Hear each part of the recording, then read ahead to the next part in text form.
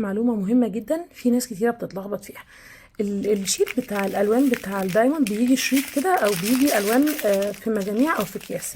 كل واحد منهم فيه كود زي دوت مكتوب عليه ده رقم اللوحة اللي هي موجودة فوق اهي، عشان تبقوا متأكدين ان ده رقم اللوحة زيه، وده رقم اللون. رقم اللون ده بقى بيبقى موجود هنا على الشارت اللي على الجنب دوت. بندور الأرقام دي هي دي اللي بتبقى موجودة على الأكياس في بعض الأنواع بتاع اللوحات.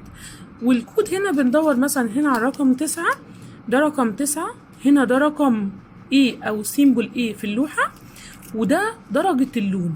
درجة اللون دي بتفيدنا في اللوحات اللي بعد كده لو اللون مثلا نقص في لوحة من اللوحات.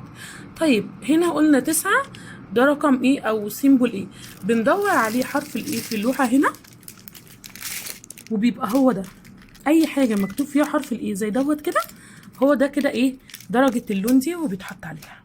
فهنا رقم 7، هنا برضو جنبيه رقم 7، ونيجي لما نيجي نشتغل في اللوحة ندور على رقم 7 وهكذا.